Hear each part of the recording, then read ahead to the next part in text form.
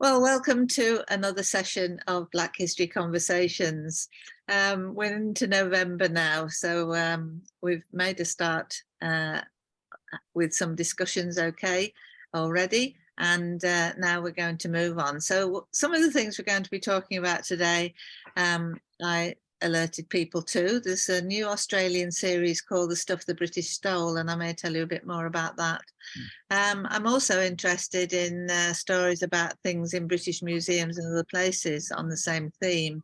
And it's interesting to hear that Ghana's National Museum is now open. I had an interesting report there.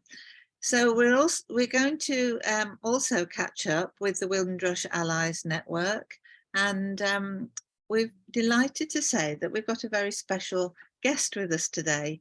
And so it's lovely that Victor Richards is with us. So Victor's going to tell us a little bit about the things he's been doing. So just go on to the next one. As you know, most of you, I'm based in Australia at the moment, and it's a convention for us here to start with an acknowledgement of country, acknowledging the traditional owners of the land on which I'm currently living.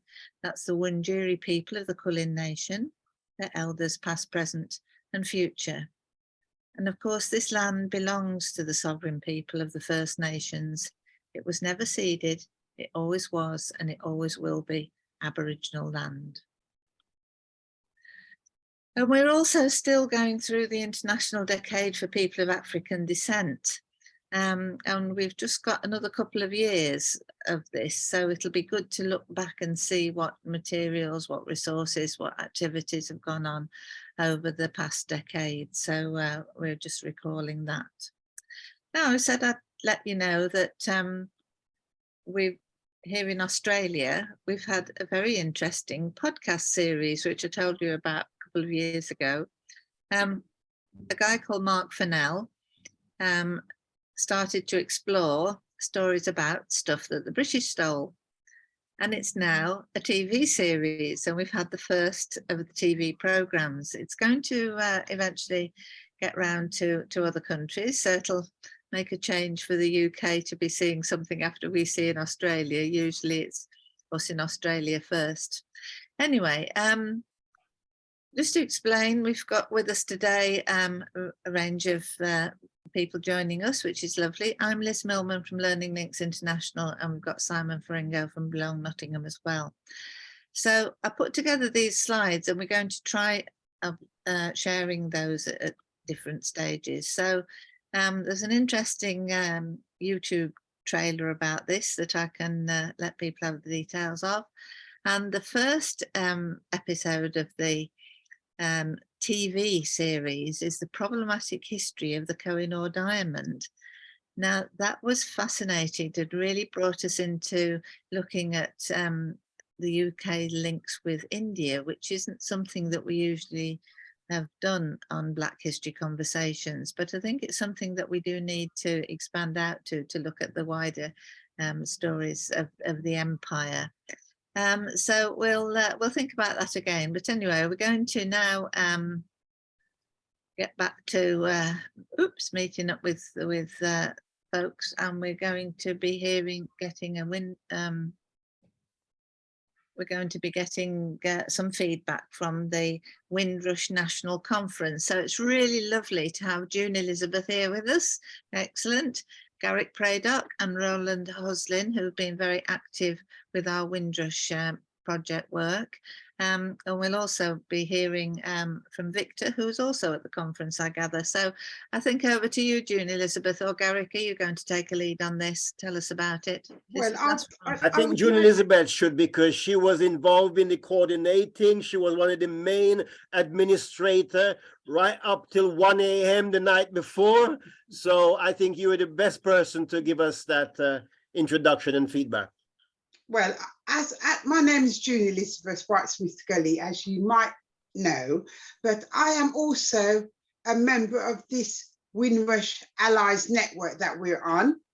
And I put that next to my name when I put a member of Windrush National Organisation. So in the Windrush National Organisation, you have like a core, and then from the core we had a planning group, and we really worked hard to make the first international Windrush National Organisation conference, and we are planning to have a conference next year, and then maybe next week I will give you the date of the conference for next year, and we're going to have a dinner and dance, and we'll improve on anything that we can. So hopefully we might have the pleasure not of having Victor Richards as the person who kind of opened the conference with his spoken word and set the tone, you know, and everybody relax when Victor gets up on the podium, you know. So we had a minister from, his name was Lord Simon Murray, yes. He looks, as somebody said yesterday, he looks a bit young, but he started his role as a Home Office Minister in May. So I think he was quite eager to be at the conference. And then we had a High Commissioner from Haiti. And I think we all stood up and gave him a clap, because all the other High Commissioners that were coming, they didn't manage to turn up. And then we had the two heads of the Home Office, Gabrielle Monk and Nigel Hill, who were in charge of the Windrush Compensation Scheme. And then they brought Angela Wilson, who's in charge of the engagement with the community. And they brought David Levy and Azaz, who they were the engagement officers that we used to work with, but a lot of them, as Jackie McKenzie, who gave a brilliant presentation, she's a lawyer, she stated when she went to visit at Sheffield, how much security there was. And then when they took her through, she was really pleased to see the room full of people, you know, and she said, oh, that's great, you know, thinking they were working for the Windrush, but they were working for the Ukraine. So a lot of our staff that was for the Windrush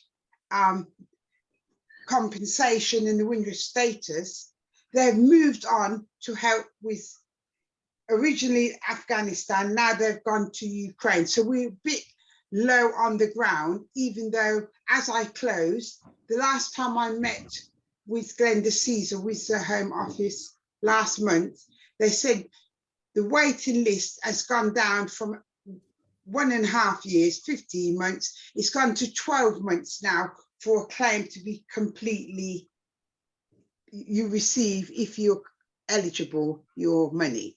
So now, without further ado, I'd like to bring Victor Richards to give a nice roundup of how the conference was. And then if, after he's finished, Garrick and Roland would like to come in, then that would be fine. But they might not have to. Come true, Mr. Richards. Thank you for your introduction. First of all, let me say it's an honor to be here. It's a real pleasure to be here. It's the way how the universe works, you know, and if it's for you, when your time come, you know, and that's it. But for me, as I said in the response I sent to June, the moment I arrived at the hotel, you can sense an atmosphere. It was calm. There was no rush. There was no fuss. I looked around. I'm looking for Dr. Desmond Jadu, and he was there in his calm, stately manner. That's how I would describe him. Very cool, very sharp, and I'm obviously I'm in good time, you know, to do my PA checks and speak to who I need to speak to, and I'm totally observant in how everything is running on time. Everybody's picking up their tags and name tags, and everything was in order very well. The stewards, everybody was around. But the atmosphere, the hotel was supreme. I'm moving forward and going into Desmond is taking me and meeting the PA and meeting other guests, people I haven't seen for years. And you know, when you're in a space where it's calm, it's tranquil, it's peaceful, everybody's calm. It was that throughout. There was no fuss, no hustle and bustle about the space. And I, as an artist, you get a good feeling. You know, this is going to be good, or this is going to be difficult, this is going to be challenging. And I just knew from the time I'd done the PA check, everything was spot on, and it's never normally like that. By the time I was introduced to come and do my tribute, which I took a poem from my book poetry trilogy, which is called Tribute to My Mother, it just set the tone, and it's exactly what they wanted. They wanted somebody to come along and set the tone for the day. And as I said to June, it's always very difficult to select the right poem for the right occasion. One of the things that I was mindful of is it was early in the morning. People have been probably traveling very early in the morning to get there early in the morning, you know, from all different parts of England. And the last thing they want when they're sitting down, having their coffee, preparing themselves for long speeches, is to have somebody come on at the beginning in a way of a poet, and doing something that's going to be very screamy, loud, you know. So to select something not just with a voice like mine, the right poem, but to find the right backing music that was calm, selective. And I have to give credit to my wife for that as well, because I never do or say or go anywhere without getting her feedback and acknowledgement. So I give credit to my wife. She's been there for the last 25 years. So, you know, she's listening in the background. So she doesn't like being there. She's very, very much behind the scenes. But yes, it did. It set the day. It's very important, especially when you have those important people. And the one thing that I'm very conscious, being if you like, an advocate for Windrush, for the legacy of the Windrush generation for the last 25 years, is making a fool of myself and of everybody. If I don't get it right, it reflects on all of us. So I make a point of making sure that I'm prepared. As for the day going forward, I noted how everybody was on point. Everybody was doing what they're supposed to do. There was no confusion. All the way, I'm looking for, where's the gap? Where's the, it's not there. It was so well organized, so well prepared. I was like, how, they must have, I don't know how long it took them to, but it was well prepared. When it came to the people coming up and doing their talks and speeches, the Windrush victims, everything was on. Now, to me, the thing that I tried to get across in my speech that I sent to June is, I don't want to give the impression that it was all hunky-dory. And towards the end of my speech, and I'm not going to go on much longer, I'm going to end it within 60 seconds. I would say what I love about the whole presentation of the Windrush event is that people were able to express themselves, say exactly how they feel, and kept the integrity of the Windrush generation. There was nothing disrespectful said. There was nothing offensive. And I give credit to the Home Office delegates as well, the minister himself. They came, and I lost count how many times they were apologizing. They took it on the chin. and they wanted to listen. I'm thinking, weren't they listening before? But they certainly came to listen that day. And towards the end, the workshops, I was in the compensation workshops and I heard feedback from the status workshops. At the end of the day, what I love about it is people left positive, happy. And as I said to Jude, and I made it in my statement, I said, you know what? This is probably one of the best Windrush events I've been attended, have the fortune to attend in the last 25 years. It was, the standard was so high, not forgetting the food, because I know food is very important when you do these, when these special occasions take place, because I noted when they had the lunch, it kind of like set people's minds. They had such a good lunch to go back into the group discussions again to continue, and then your teas and coffees. You know what? I'm going to leave it there. I want you to read it in detail to really get the fullness. Jude, thank you very much for giving me that very much honor.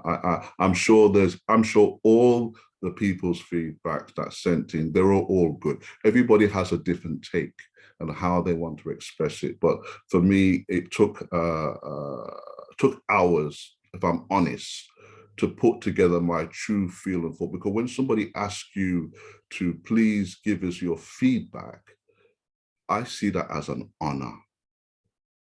So you can't rush it. You have to get it right. And then I have to put it through to my wife to tell me what she thinks. She wasn't there. Without watering it down or taking away, she's kept it because it's got to be on point. So thank you all for listening. Thank you, June.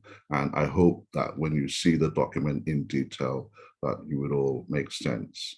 Can I just say this last thing before I go, before I finish, is that one of the things I recommended at the end of my response is that I really do hope, and I think June seconded this, that we keep the conference in the Midlands.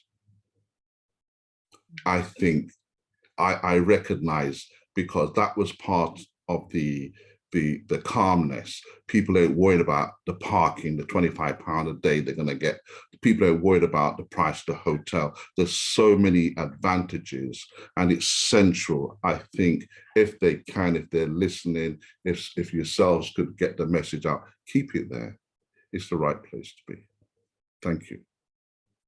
Well, thank you very much indeed, Victor. That's obviously was a fantastic day, and what an impressive review that was. Thanks ever so much. So thoughtful. I'm sure you were really, truly pleased, June Elizabeth, as you said. I think Garrick's going to talk with us now. Yes, I just need to add just a couple of things. As Victor mentioned, that each of us will take different things away from the conference. And for me, a couple of things that I took away and I think need to be mentioned. The first being the talk that lead day Jackie McKenzie gave, and she wasn't sure, because I was sitting on the table next to Jackie McKenzie, and she did start off by saying that she wanted the Home Office to go before her session, but it was the other way around. Okay? And she went and she gave her presentation, and she gave a really good presentation. And she tackled the issues head on, the issues and the areas where the Home Office need to, to address and do something about, and that was brilliant. The second thing I took away was the presentation from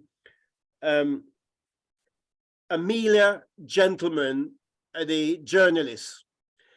And why I took that away and so important, because she mentioned 5 years when she first, broke the story back in 2018. It was a really, Greenbrook. It was a very impactful story then. But the point she made is that 5 years on, Windrush hasn't been resolved. And she actually says that she was embarrassed over this, right? She was embarrassed the way that the Home Office have dealt with this, because she thought this will resolve within a couple of years of the story breaking out in 2018. And we're still fighting in 2022, still fighting for these basic issues of getting people their due compensation. And she did put out an article Friday afternoon in The Guardian, because I watched her write the article in the reception, and you can actually find the article if you just look at on the date about the conference and about the Windrush hostile environment. So those were the two main things that stood out for me, apart from, you know, what Victor has mentioned about the atmosphere, the speakers, the content of the conference, and the, you know, the networking again was important for me. And Amelia Gentleman did share her phone number with me, because I talked to her about the forthcoming lobbying of Parliament, and she asked me to send the press statement to her. So I've got her personal contact on that.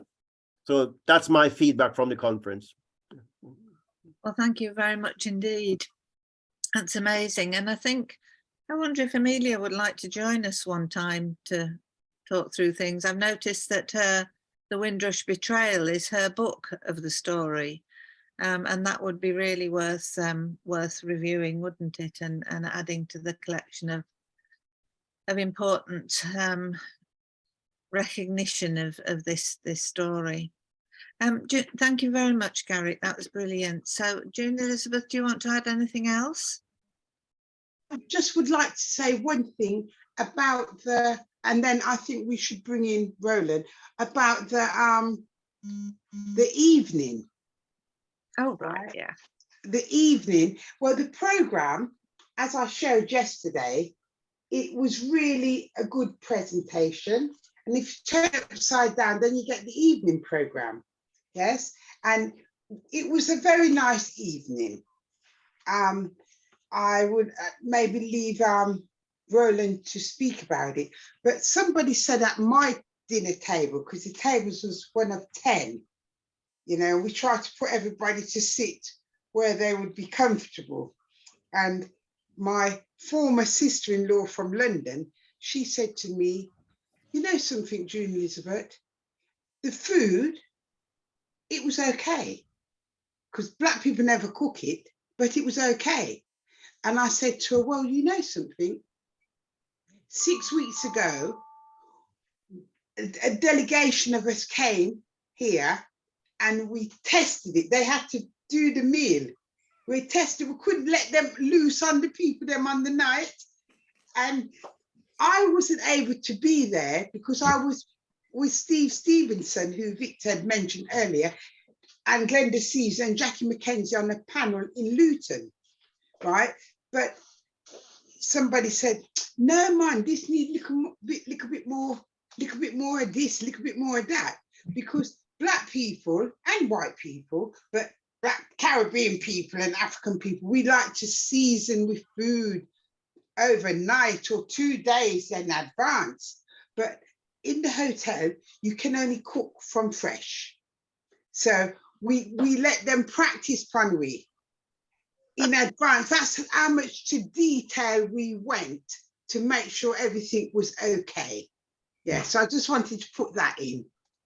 You know, we really worked hard on it. I think that's a fantastic story, and I can only blush with embarrassment to remember the conference that I organised on Caribbean languages at a college, and when the lunch turned up, the rice and peas had got green peas in it. It was awful. Anyway, okay, Roland, have you got any feedback about the about the wonderful conference or the evening event? Yes, definitely. I'm gonna try and give a holistic feedback as possible, really. It was overall for me, it was a very good experience. In fact, that's an understatement. I stayed about 25, about a mile and 1.2 miles out at another hotel. I didn't stay at the hotel at the venue. I stayed at a travel lodge. And so I walked there the first day and then walked back and a couple of times, and I did that on I went up the Thursday before. Birmingham itself was a good experience for me. I get to see other side of Birmingham that I've not seen before, just by walking, and I've not been to Birmingham for quite a while. Yes, definitely it should be in Birmingham next year. Now, in terms of the event itself, I will not say it was well organized or it was a good. I think that would be an understatement. It was exceptionally well organized. Exceptionally well organized. As we Jamaican would say sometimes, the pastor thing shut, bishop thing shut, it sell off, it was clean, back to normal service. Right, it was well organized. In terms of the home, I saw it as an opportunity, excuse me. I saw it as an opportunity to engage with other Windrush advocates, Windrush generation, and so on and so forth, and get a number of opportunities to do that. Get to meet Victor and so on. His poem was excellent, set the mood, set the tone, perfect. In terms of the Home Office, I said what I had to say. It was good that they were listening. That is very important. They were definitely in listening mode, not just only apologizing. They were listening, and the feedback that they gave is that they're willing to take action on a number of things. And I'm quietly confident that they will make a number of changes and action a number of things that they indicated that they will action based on the feedback we have had from them in the workshop. People are certainly not shy in coming forward and saying what told the Home Office basically what they felt about the Windrush compensation scheme, what they felt about the Home Office itself, and how they have treated the Windrush generation. I can't say if they will action what they say they intend to do while they make necessary change, but that is the impression that they were given. So on and all, in all, I would say it's a very, very, very, very good event. Excellent in whole presentation, the whole how it was organized, not to mention the food, the music at the end, the entertainment, everything, the venue as well. Excellent. Yeah, many could have used, but I can't find them at this point in time. Well, that's just So I'll leave it fantastic. there for now. The Windrush National Organisation has got its own website. I wonder, are any of the presentations going to be recorded and posted, or were they recorded, or maybe we can find out more? This just gives the information about what we're doing. We had a meeting last night, Liz. Yeah. We had a debriefing meeting last night, and we have certain plans. And then next week, when we have the meeting, a lot of things will be going on the website, and we are collecting all the reviews and a lot. And when we say like next year, sorry, I took my picture off because I was eating my sandwich. When we say next year, after next year, we might consider maybe doing like the gala 1 year and then doing everything again every 2 years. But at this moment, we need to make the Home Office and the ministers accountable for their actions and their promises. So we're monitoring. So I think, and another thing that I will add is that we won't wait till next year, because every month we have a platform where we have a public engagement meeting with the Windrush National Organisation has a public engagement meeting, and the Home Office come on board, and people from abroad anywhere can come in and they can ask questions directly to the Home Office. And that's been going from 2020. Yeah, when I was a Home Office Windrush ambassador, just after they launched it. And apart from like maybe 1 month in the summer or like, you know, festive times, every month. So the next one I believe is a week on Thursday. Right. So I just would like to explain that you'll get an update of what's going to be happening, you know, once we've consolidated everything together. So everybody's reviews will be up there, and we're going to have different statements there, and the Home Office, we put in recommendations from all the workshops. The recommendations we're amending our Windrush strategy, yeah, because it was like for so many years. So we're going to update that as well. So if you look on our website, you'll see the strategy. I think there's about 32 pages, but we're going to now take from the conference and the positive things we're going to put forward, and the things that need attention, we're going to make sure they are actioned accordingly. Fantastic. That's Thank you very much. Just to say, it's so much respect, because Garrick and Roland, June Elizabeth, and so many other people have worked so hard on this. And Victor, it was brilliant that you were able to support the event as well.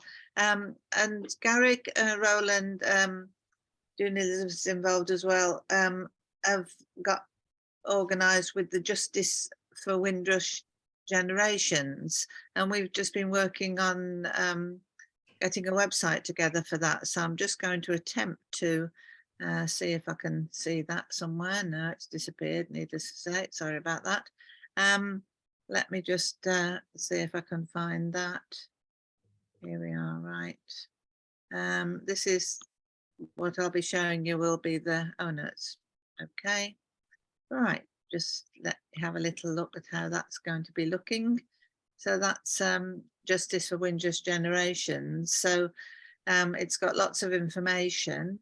It's got about the sessions you do for the Windrush Compensation Scheme Sunday Zoom chat every other week. And then also the lobby of the UK Parliament, which is going to be an important event later this month on the 16th.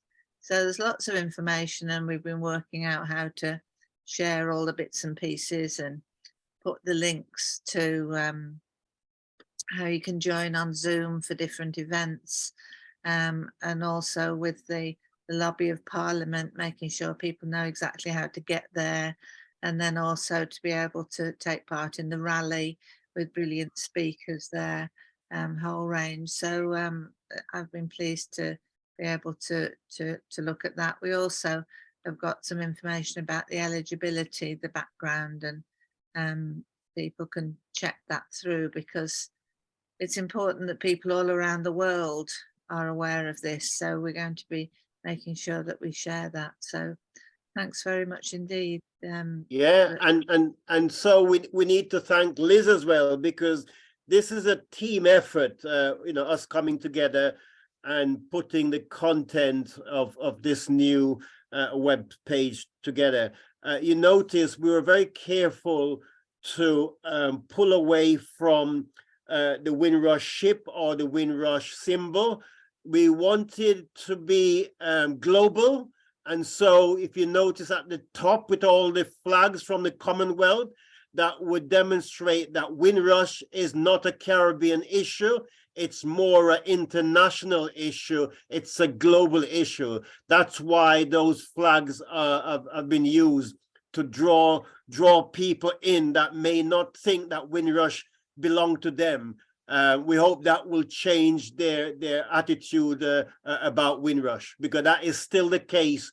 When you have a conversation about Windrush, people tend to think it's a black thing, it's a Caribbean thing. They tend not to think about all the other countries, related to Windrush. So we're trying to at least push that global agenda.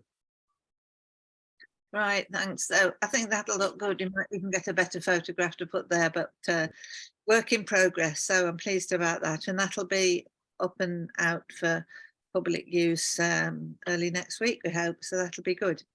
Okay, then. So Black History Conversations, we welcome folks to join us and just to share. So much has happened in the last couple of years. We set about responding after the murder of George Floyd to see how we could educate ourselves, help ourselves to understand more about Black history. It's just brilliant that we have these conversations, over 80 now. And I have to say a big thank you to Simon Fringo, who does all the technical things behind it. Anyway, we're delighted as well today. We'll just be coming back to others in a moment, but we've got Michael Awadura with us today. So Michael, welcome back. Come and tell us a little bit about what you've been doing, if you're there.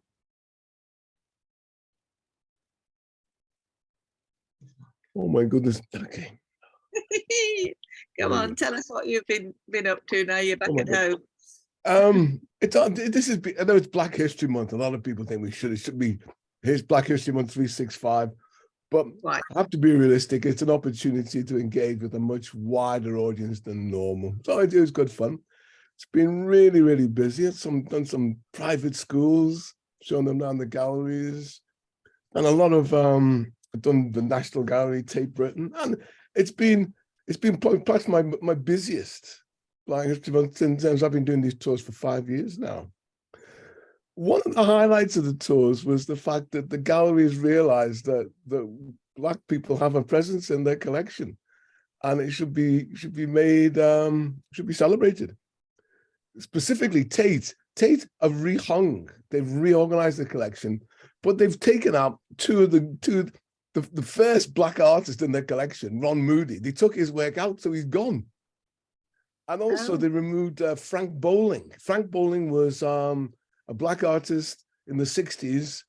He was there with Bridget Lyrie and David Hoskins and others who were celebrated at the time. And he had to leave England because he couldn't get any exhibition space because he said England wasn't ready for an artist of color. And he went off to America and came back, and he's now a Royal Academician. He's a knight. He's celebrated. So he's important, but his work is not in the collection. They've taken it out. Now it's an omission on their side because that rehanging, but it just goes to show they don't really think about what the works really mean to Black people. To them, they're just pictures that fit in with what that they hang on the walls. So I wrote to them. I wrote an open letter, an email. I put it on my blog, and within 24 hours, I got a reply from them. And they replied to me on Twitter. Actually, I put them on Twitter as well. And they came back and they recognized their omission, and there was reasons for the omission. Nevertheless, they said they're going to do things about it, they're going to make the change. And it was an opportunity then to tell them, because there's other work that they'd taken out of the collection, Ira Aldridge had gone and others. And just to remind them, these people, okay, they're not the best pieces of art. Let's be clear, they're not great art, but they're meaningful to Black people because they represent, the Black person in the collection. So that was good. They'd come back and Tate are doing something. Now, sorry, you did ask, so I'll tell you, bring it right up today. The National Gallery have closed. They closed the Sainsbury Ring for 2.5. They're doing a rehang for the 200 years. 2025 is closed. So they've shut down the German room, German 15th century art. Okay, now you're probably saying, what's all that about? 15th century art. Listen, let me tell you. The Black figures in European art have their origin. The Moor's Head, the Black St. Maurice, the Black Queen of Sheba, and the Black King all start from Germany for different reasons. They all come from Germany, but they've removed them from the collection. There's no German art, there's no 15th century German art in the collection. So today, I'm writing to them. I'm going to get them to see if they're going to make a correction there. So no, it's been a good Black History Month, but the galleries need to do better. They need to do better to show the meaningful about their response to George Floyd and Black Lives Matter, because they all made big statements about connecting diversity and inclusion and all that. But I argue that inclusion, diversity, these are verbs. They're not adjectives, they're verbs, they're doing things. So what are you doing? And then when they're taking this out, well, this is the opposite. So now we can embarrass them. So that's me. That's a brief update. Thank you. Carry on embarrassing them, Michael. It's really Thank you. fun. Thank you. Just to say that one of the things I've been really interested in is looking at art, and this was an interesting project. I think last year. Excuse me, I'm going to cough. So it's fascinating to see that there is new work being commissioned as well. Okay, right, over to someone else. So thanks very much indeed for that, Michael. That was brilliant. Victor, do you want to tell us what you've been up to with your wonderful film? I thought it was Marcia's turn. Is it Marcia's turn? Okay, Marcia then. Yeah, it's just a quick comment. Am I right in thinking that David Olusoga has got a series out now looking at portraits, English portraits, and the Black people within those portraits? I'm going to try and find that. Or just something from what Michael was saying. I'm sure David Olusoga is doing a big project on that. I'll have a look. I'll check. Sorry. It's just a thought. Good. Okay, Marcia, tell us what you've been doing then with Black Heritage Walks. Yes, so we've just become an official member with Birmingham Museums. Basically, they want to, acknowledge their links to Black history, and they have a massive, we're talking an Amazon warehouse full of artifacts that they didn't think needed to be shown in the museum.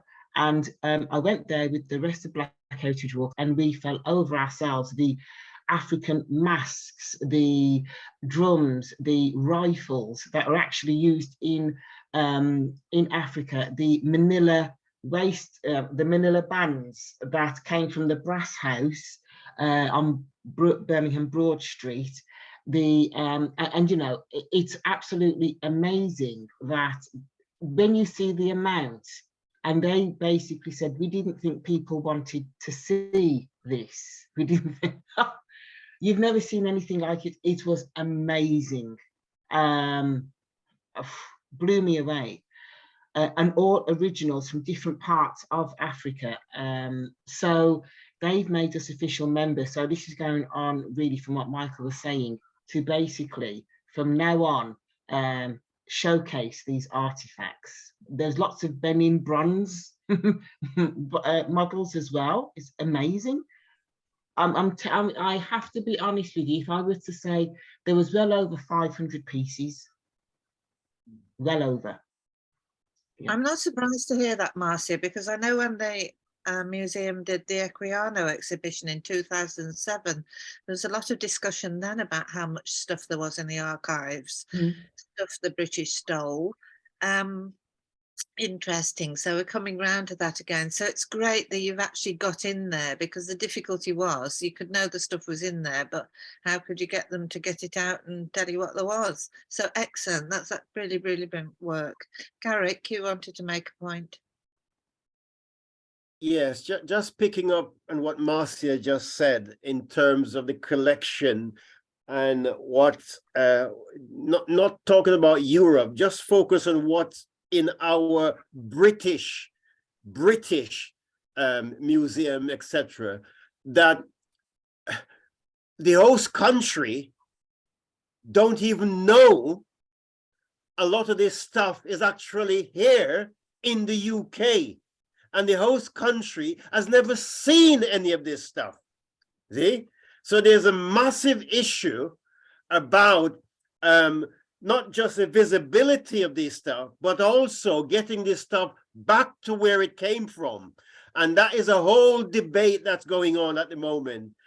We know, for example, the Ornament Museum in London, in Forest Hill, is doing some really good work to return stuff to Benin and so forth. And there are other conversation taking place in different places. But we need to keep this conversation going and challenging, these institutions. And, and similar to what Michael has just presented to us, just challenge these institutions. Because why are they sitting on these things, and often locked away out of sight? And don't get me talking about the Vatican and the Pope and, the VAT down there, because that's another conversation of what's hidden down there. So, let's all keep talking about these things, raise these issues, because a lot of people don't even know that these things exist. Well, Garrett, one of the things I thought, and Michael, I'll come to you, and then June Elizabeth, is to invite some of the museum curators to join us and to show us some of the things that they've got. Michael, did you want to come next? Can I just share something? You can actually do something now proactively about something that is being stolen from Ethiopia, Africa, and it's held under lock and key. It's a tablet. It's from the Ethiopian church. It's from the Ark of the Covenant. Only the priests are allowed to see these objects, to handle them, and only on certain days they are venerated. The British Museum recognizes that and keeps them under lock and key. The Ethiopian church has asked for them back and they won't give them back. They've even allowed the priests to see them from time to time. It gets worse. Westminster Abbey has one. It's locked behind the high altar. It's nailed up. And again, they won't give it back. But here's the thing, and I'll send you more details on this. Charles III is now what's known as a royal peculiar. He looks after, he's in charge of Westminster Abbey. He can tell them, give it back. Give it back. Nobody can see it. It's of no use to them. They know it's venerated. The Ethiopian church wants it back. This is complete nonsense. Nonsense that these pieces, they're not even held to ransom. There's no, if you do this, we'll do that. They just, no, you can't have them back. So look, I've got a little paper I've prepared with some, because I do a talk on this and other objects. And in there, you'll see the links, and you can start the conversation. You can write to Charles, write to Westminster Abbey, get it on Twitter. There's a conversation that has to be had to put pressure on them. It's nonsense. They should hold these pieces. Now, what I'll do, Liz, I'll email it to you, and you can circulate it to them. But this is the tablets, the Ethiopian tablets. This is something that they don't let anybody see. They're venerated. Give them back. Give them back. I'll send you the paper and you can circulate it. Michael, whenever you're able to join us, please do, because I think this is a really important subject, and it is something that, the more fuss is made about it, the better. And the more we understand what there is, and also where it might go back to, then that's all really good stuff. So thank you very much indeed. June, did you just want to add something? Yes, I did want to add something prior to Victor coming in, and then I would like 5 minutes to show the books that I've got. I've got one of Victor's books here.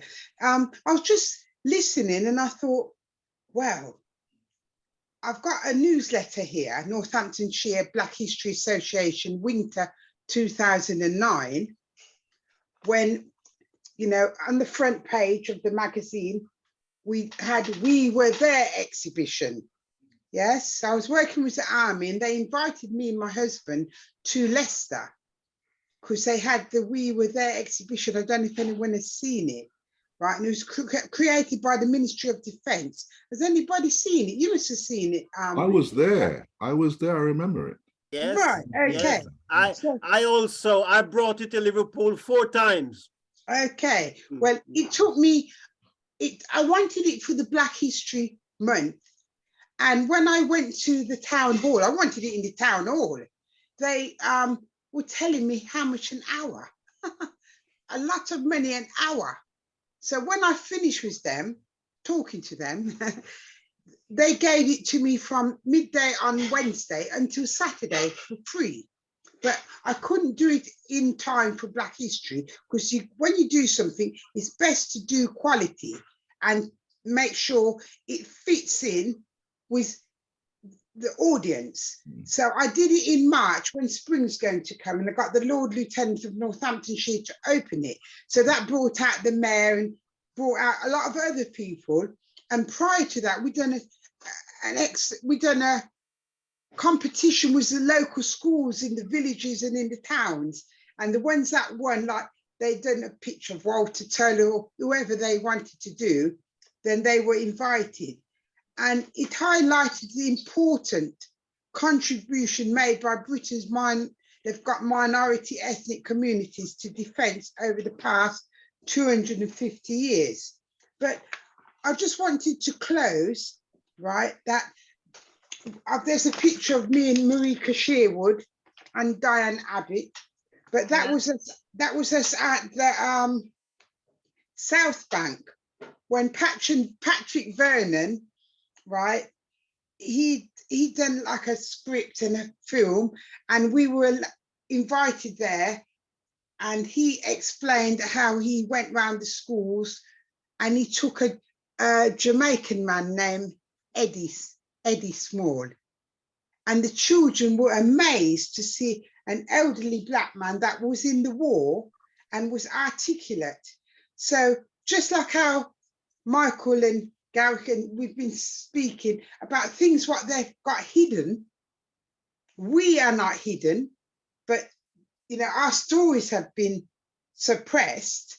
So it's up to us to bring them alive. So that's what Northampton Black History Association did, and they put a lot of things online now.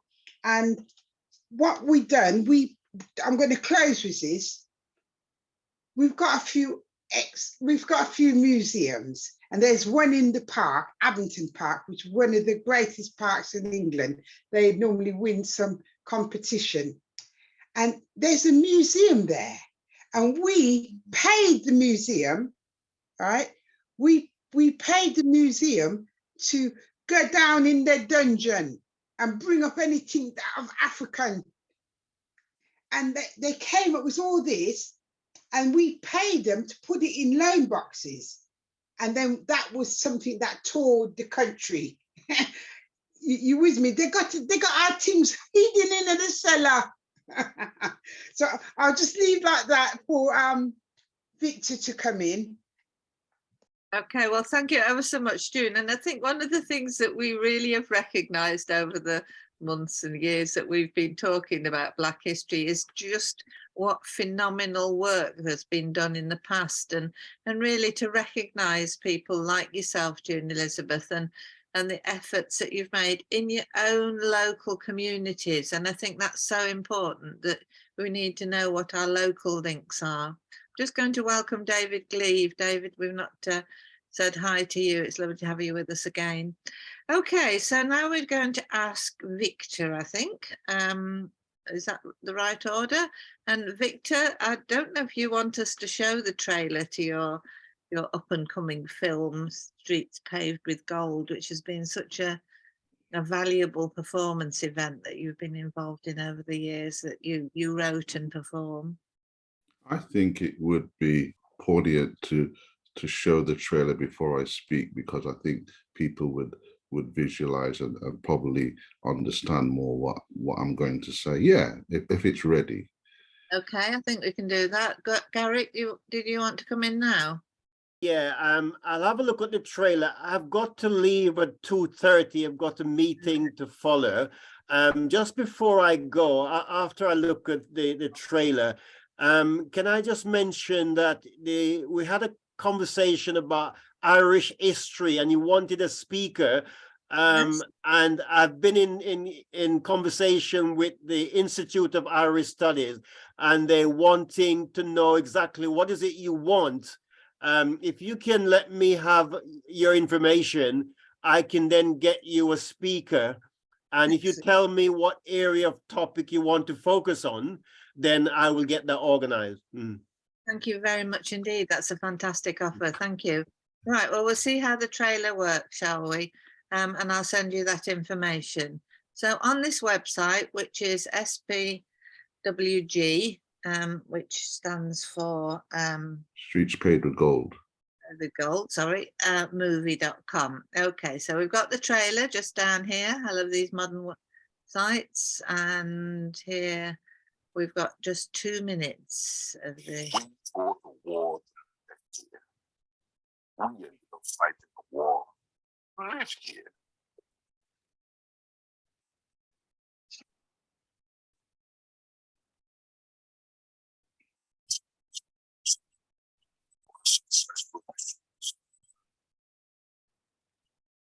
Yeah, I think it's buffering. You might make a better granddad than he did a father. Mum, what am I going to do wrong here now? Mum, how many times do I have to tell you? He won't answer the door. He just won't. Mabel, I wish you could meet her, our granddaughter. Who's that? That's your grandmother, Mabel. You're going to be looking over your shoulder all of your time in England. Why did you do it, Augustus? Well, Christina, I'm so pleased that you and Granddad are getting on so well. But it's something you really must. What's that, Mum? Christina! What's this? When the war was over, a letter of introduction to work in London gave me a new lease of life. After surviving that war, I stopped being scared of anything. Go away, Tommy. We don't have anything more to talk about. I need money. And I need it now. Shut up. You made a life out of this too. Granddad, is this true? I don't even know you anymore.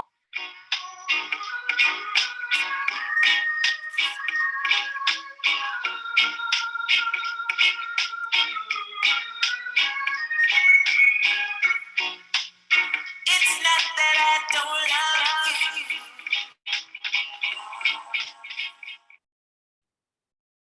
Wow. Thank Wow, you managed to get through it. That's good. You managed to get through it. Do we have a date, Victor? Release date? Where I would say I'm hoping that it's released by no later than March Right. next year. But Yes. The truth is that I know it's going to be finished this year. But I like to give myself more time. Yes. So any other hurdles I have to overcome, and there will be. Yes. So I give myself more than enough time. So I'm going for March next year. That gives us Excellent. But Excellent. it's still in time for the 75th anniversary Windrush anyway. So Yes. it's Yes. amazing, Yeah. We'll make sure that we'll circulate the promotional stuff, between now and then. Yeah. Yeah, and it's good just because I know you're going to go shortly, and for what I understand from people who have a lot more experience of me in the film, this is my first feature film. Unless I have 1 million people that like to subscribe to it, it ain't gonna work. You need that. So the idea is one of the strategies I'll be using with the to the team around me is to contact all of us. Have organizations or part of organizations or groups who have a mailing list. And obviously no one individual group organization is going to give me their personal mailing list. That's understandable. But what I'm hoping to negotiate with individuals like yourselves is to, if I can pitch you and it's agreeable and we accept it, to send out the information yourselves to your target group on our behalf. That's fine, and just give us an approximate number so we can gauge, okay, how quickly we're going to get to this 1 million. And Yeah. that, obviously I'll do my own list, but that's the best way, other than going to a distributor and paying them a And wash. is that UK? Does it have to stay within UK? No. This is so it can be global. global. This is a global film. Yeah. This is an international film. Excellent. Yeah. So I just wanted to get that in before you go. Yeah, no, that's great. Thank you very much, Liz. Until next week, we'll have a conversation. And incidentally, Liz, as a guest speaker coming up, I've got a couple of people that I will share with you who can actually come and give a presentation of the work they're doing around Black history, museum work, archives, etc. Excellent. Okay, thank you. Okay, bye for now. See you all. Okay. I hope we get to talk soon, Gareth. Okay, will do, Victor. Okay. Bye-bye. Bye-bye. See you Frederick, Sunday. do you want to tell us a little more about the film? Yeah, the film is original. The original script is obviously The Streets Paved with Gold, and most people have seen the play, would be familiar with the story, and it's based around a one man coming to England in 1948 and his trials and tribulations over the 50-60-year period. And he talks about the characters. One of the fundamental thing that's different about the film is all the characters that I talk about in the play come to life. That's my wife, my cousin, and obviously we've had to stretch out a bit further than just a play. We've had to bring in my granddaughter, which is not in the original play, you probably think about it, because it's one thing doing a play in front of an audience, directly to the audience. When you get to the big screen, you've got to find a way of telling the story. And the best way we decided to tell the story is through a granddaughter, because you can imagine what young people do. They go into their grandparents' house and they see things like the old gram records, photographs, and they ask questions. They see things that they've never seen before, things that look funny to them, a threepenny bit, something odd that's in the drawer, you know, they're nosy. And the granddad or grandparents explain them to them. And that's how I'm telling the story to my granddaughter, obviously it translated to the audience. So also we're mindful of the second, third, and fourth generation. That's the who we're really targeting at, because the one thing I didn't want to lose about the original play, as those of you who may remember, I often take the play to the day centers. That's how I started, and also the churches. And to do that, you can't have anything that's offensive or nothing naughty that's in it. So we've kept that in the film. There's nothing offensive. There's nothing, because I want people to come out of the film. It's a family. The same way the play is a family play, the film is a family thing, because it's educational, very much educational. In terms of the characters, to broaden it out, like I said, one had to think of, well, okay, this character's coming to England, but let's just say he was in the Second World War, because a lot of them were in the Second World War. After the Second World War finished, they went back home and they came back. Yes, so we adopted a similar story like that. In my case, of being a lieutenant, I was a bomber over Germany, shot down in a concentration camp for 2 years. Obviously, the war was over, went back, come to England, but he has a past, and it's a secret, which I can't give away the story. What is his secret? But you have to see the film and find out. But so therefore, that's what keeps the film on, you know, suspense. People want to know, what is it he's hiding? And it's obviously, I've got such a strong character, as you can see. So something's on his mind. Lots of action, you know, so you've got to get a little bit of action here and there. And you're coming to the end. But I think what makes it work is, and I think this is where the advantage of touring the play for 25 years, which is still touring, by the way, is me and the director, Solomon Garcia, agreed that yes, the play has heritage and it has a character, which we translated the character to the film. Most of the props of the plays got into the film, plus a lot more to keep costs down, because it's something I funded myself. Yeah, there's no other fund. I funded this film myself, paid everybody to do it, and obviously apart from fundraising through what's the name, Indiegogo.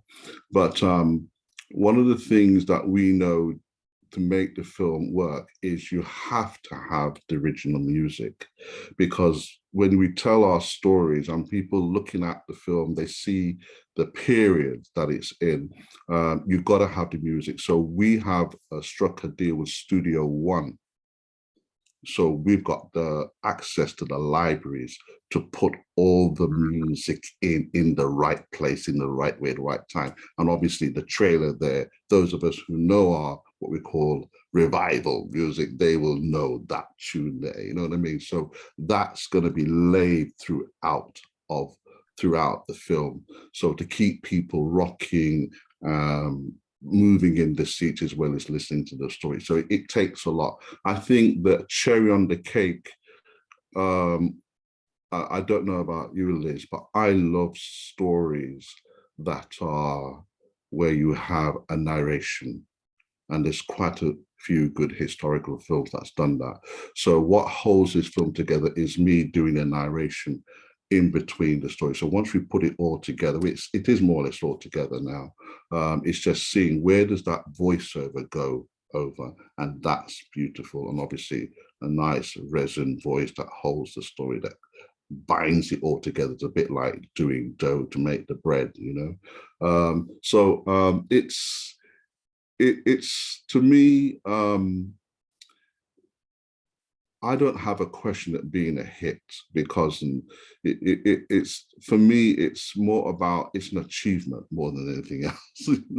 It's one of the hardest things I've ever done in my life. I mean, I have to, another time when I can talk about it purely, but the things that's come out of it for me is, now I realize after 25, over 30 years of touring, now people want to know about my journey, my story. And that's one of the reasons why I'm going to Northampton on the 12th of November to do my motivation talk about my journey with the wonderful Steve Stevenson, OBE. And I was lovely to see him at the Windrush event as well. So we had a good chat about that. So we already know what we're doing already, you know, so it was good. But I think that's one of the things that I am looking forward to. And a good friend of mine, I think I said earlier now, before we came on air, is that he gave an opportunity the 28th of last month to come up to Newham University in London to talk to some degree students who were ready to leave to go out in the world to work. And he convinced me, literally had to convince me, that I should come to these students and talk about my life's journey and how I came back home, talked to my wife as I do, and she encouraged me even further. And I was surprised how I was fit for purpose to do this. And this is something that I'm now doing. So, and obviously practice makes perfect, but the way how I mix the talk with the poetry, and there's one particular piece of poetry that I'm still talking about the film because I think it's relevant as well. So if you don't mind me going off course a little bit, is that I came across a wonderful motivational speaker called Jay Shetty. I think if you haven't heard of him, you should Google him. He's an Asian motivational speaker in the States. He did a poem called Time, Health, and Wealth. Time, Health, and Wealth. I don't know if you can Google this. I contacted him when I heard this poem, and basically he's saying, if I can just give you a line out of it, when we are young, we have time, health, and money. As we get older, we have money, health. Sorry, when we are young, we have money, time, and health. As we get older, we have money and health and time. As we get older, we have money, and we have time, but we have no health in which to enjoy ourselves. What do we do? So this poem, Time, Health and Money, inspired me. I contacted him and asked him, you know, can I do this poem? And he said, yes, you can. Surprisingly, he replied within 3 days. And he said, as long as you don't change the words. I think I sent this to June. I don't know if you had a chance to listen to it yet. I used a backing track called Amazing Grace. Have you listened to it, June, as yet? Listen to it. Listen to it. It's there. It's there. And so therefore, this is something that's integrated in part of my motivational speaking.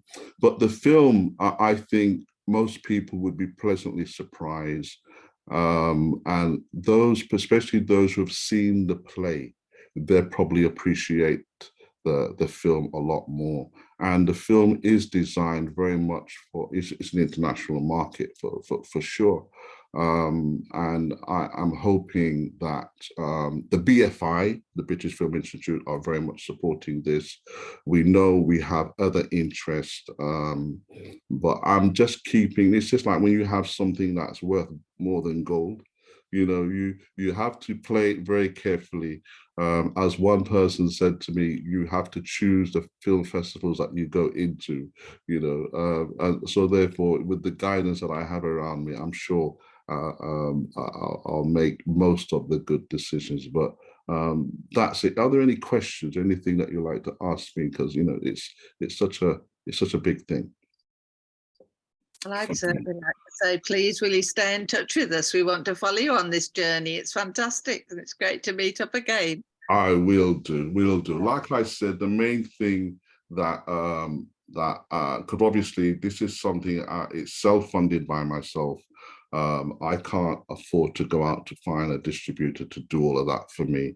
But as a wonderful gentleman who's been in the film business for 40 years said to me, he said, you can do this yourself. All you need to do is approach organizations and ask them, would they be prepared to send out, once we've constructed information and to send out to people. You need to get 1 million people. You need to do that, because you may have the best film in the world, but if you ain't got up to 1 million people to describe it to do it online, we'll do all of that, you've got nothing. And that would be the saddest thing, that if we don't have the support. But I'm quite confident for some reason, I don't know why, coming to the Windrush event, International Windrush event, and meeting June, meeting Steve Stevenson, talking to you now, meeting Gary. There's so many wonderful, I've been meeting Desmond, Dr. Desmond, for years, you know, and at other events in Birmingham, but never like this. I'm just so quietly confident. And there's other people who we all know who wasn't at the event. I just feel that the time is right, not just for me, but for all of us. And the final thing that I'll finish by saying is, I appreciate you inviting me. I'm honored for you to invite me on to talk about myself. And I'm a person, I'm very shy. I don't really talk much. I'm happy performing, but not talking. But what I want to end by saying is this: in my 25 years journey, there's two things that I've grown wise to understand and appreciate more.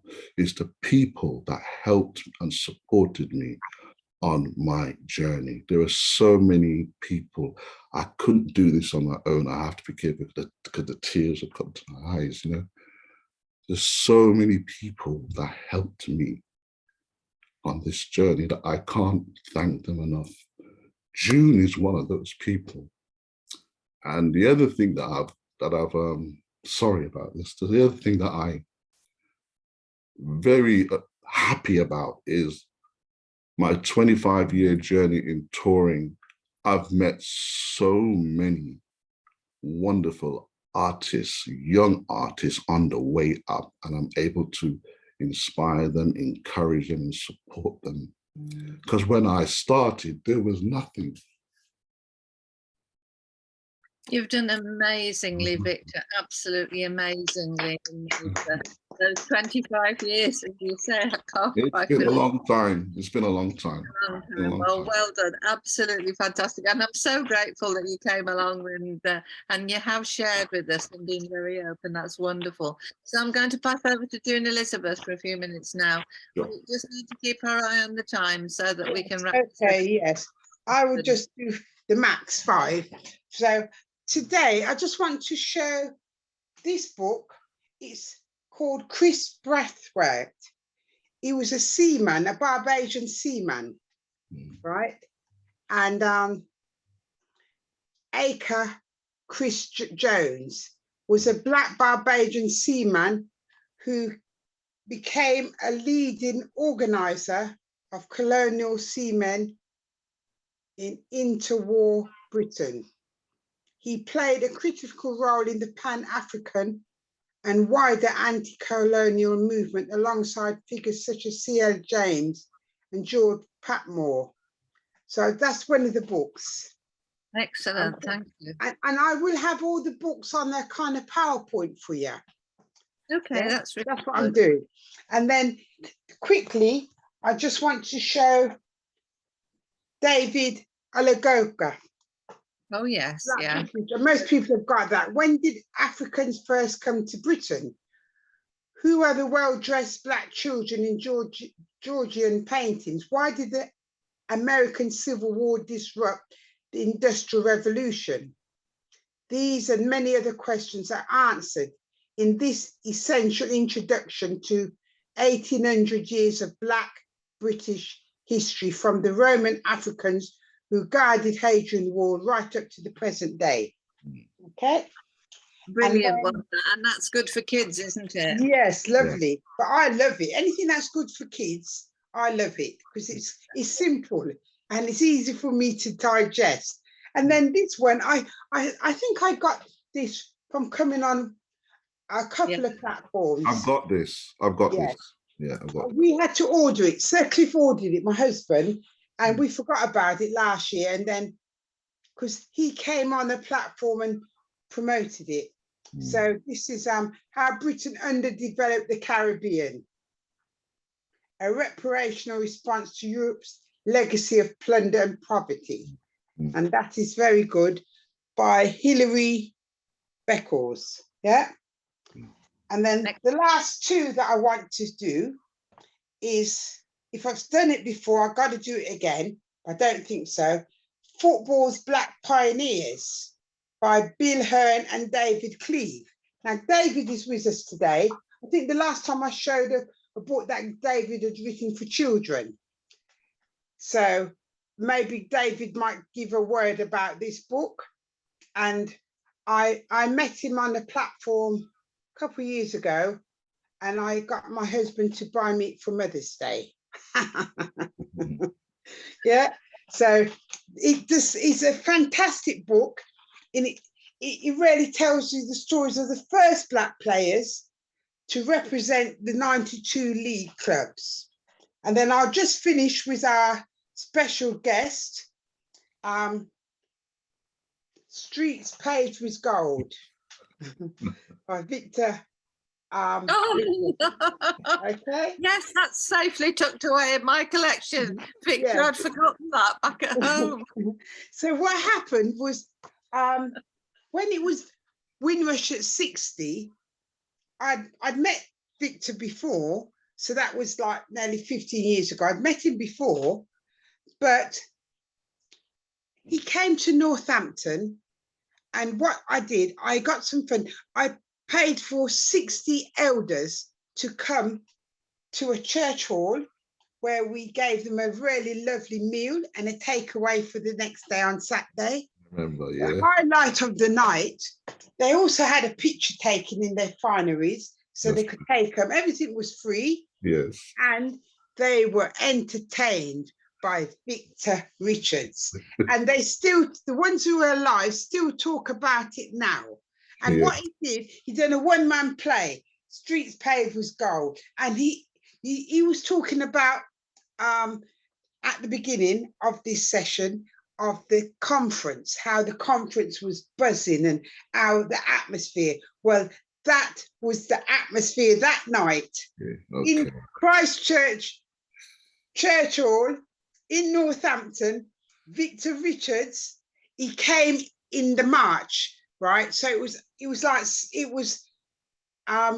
60 years, so it was a year after, because we've done something the 60 year, but then when the winter came, after the winter, we brought Victor along, and he lit up the little old church hall on the stage. He was magical.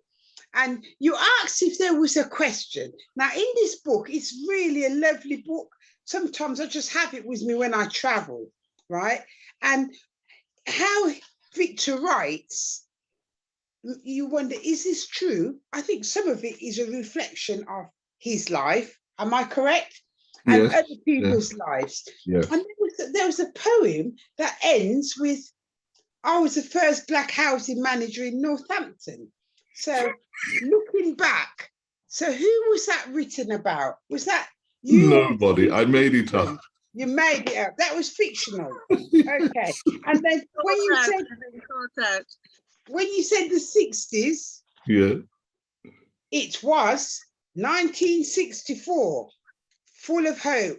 We moved into our own home, 62 Belmont Close, Northampton. Yes. The 60s was a wonderful time, especially for the hippies. Most English people started to free up themselves. I'll leave it there. I'll let you have to get a copy to read. Right? Yes. Okay. So I just thought I would share the lovely. books with you, especially that we had David Cleve here and Victor Richards here. So just shows you I've got you in my library. Yeah? You got me. Yeah.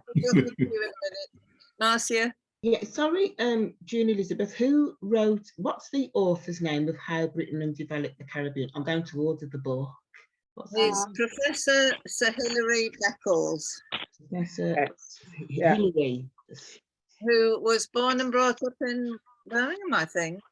And he came and spoke with us at one of our conferences. He's the provost or the vice chancellor, I don't know what term, but he's at the University of the West Indies of Mona campus, and he's been in Barbados as well.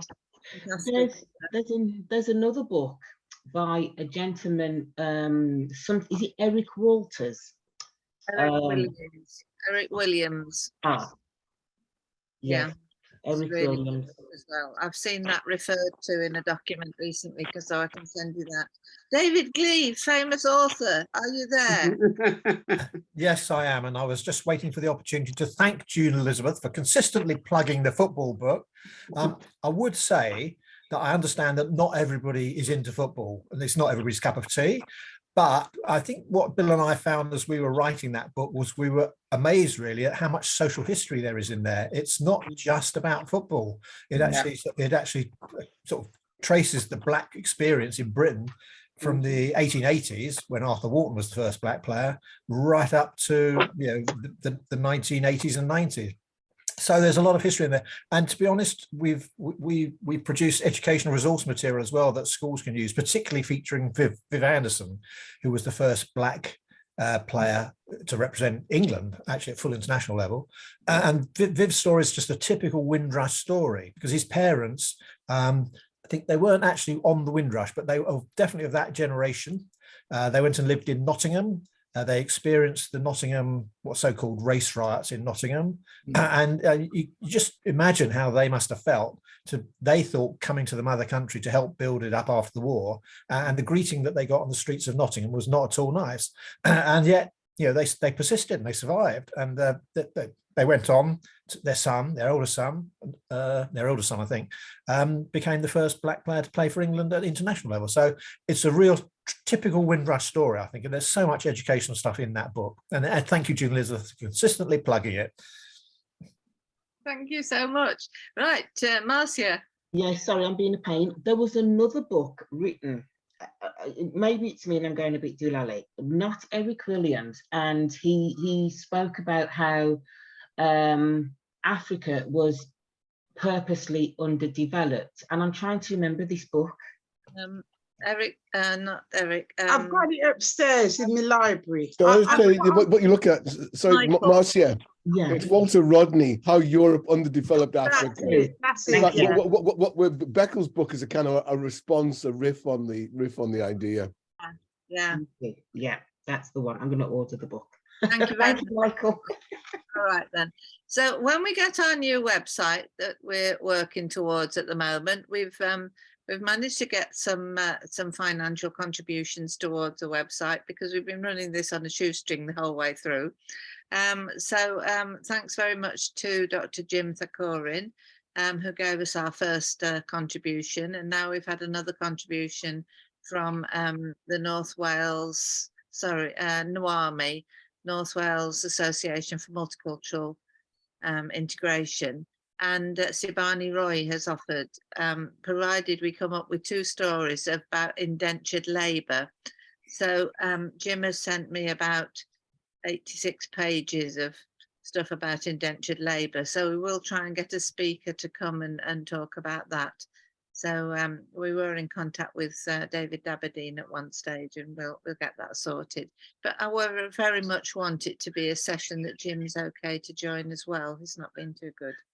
That's wonderful. So what I'm going to do now is just thank everybody very much indeed. Thanks, Simon, for his patience with us. And I know we need to wrap up the recording. So thank you very much indeed for that, Simon. So we'll finish the recording and then we can just carry on if there's anything else you want to share.